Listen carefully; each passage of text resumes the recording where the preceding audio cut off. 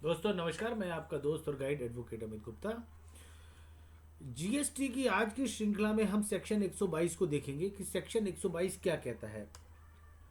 Section 122 का जो heading है वो पेनल्टी फॉर सर्टेन ऑफेंसेस है और इसके अंदर स्मॉल 1 से लेके या न्यूमेरिक 1 से लेके 21 तक पॉइंट्स दे रखे हैं। आज अगर हम इस वीडियो में सारे पॉइंट्स को कवर करना चाहें तो बहुत डिफिकल्ट होगा और शायद वो जस्टिस भी नहीं होगा इस वीडियो का। वो ऐसा लगेगा कि हमने बहुत कुछ करना चाहा एक छोटे से वीडियो के अंदर, जो शायद ना लॉ स्टूडेंट्स के लिए हेल्पफुल रहेगा ना ही लीगल प्रोफेशनल्स के लिए।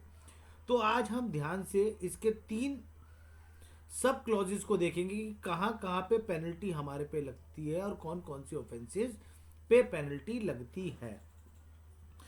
चैप्टर नंबर ये 19 में डिफाइंड है, जिसका हेडिंग आता है offences and penalties. Section 122 deal करता है पेनल्टी फॉर सर्टेन ऑफेंसेस। आइए चलिए एक एक करके देखना शुरू करते हैं।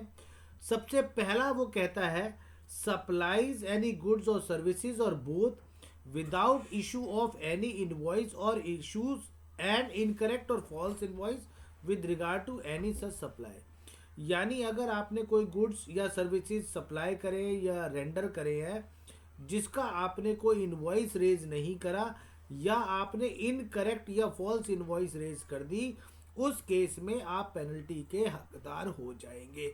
सेक्शन 122 सब सेक्शन 1 न्यूमेरिक वाला, उसमें आपको पेनल्टी लगाने का जीएसटी के पास अधिकार है और ये प्रावधान उसी की बात कहता है कि जब आपने कोई गुड्स सप्लाई करे या कोई सर्विसेज प्रोवाइड करी और उस सिनेरियो में आपने कोई इनवॉइस रेज नहीं करी या कोई इनकरेक्ट इनवॉइस रेज करी, उस सिनेरियो में आप पे पेनल्टी लग सकती है।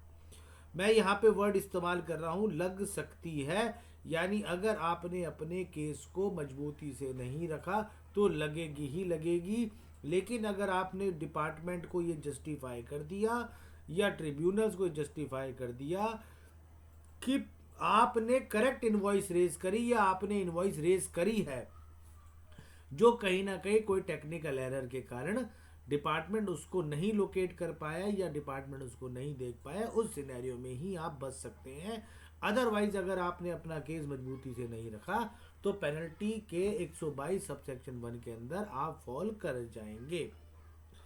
अब हम नंबर 2 पे आते हैं जो कहता है इशू एनी इनवॉइस और bill without supply of goods और सर्विसेज और both in violation of the provision of this act और रूल्स मेड देयर अंडर।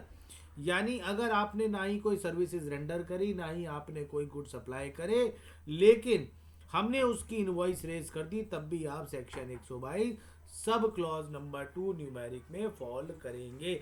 यानी अगर हम दोनों में अगर हम डिफरेंशिएट करें 1 और 2 में, वो कहता है कि आपने गुड सप्लाई करे या सर्विसेज रेंडर करी लेकिन आपने इनवॉइस रेज नहीं करा या इनकरेक्ट इनवॉइस रेज करा, उस सिनेरियो में आप पे पेनल्टी का प्रावधान लागू होता है।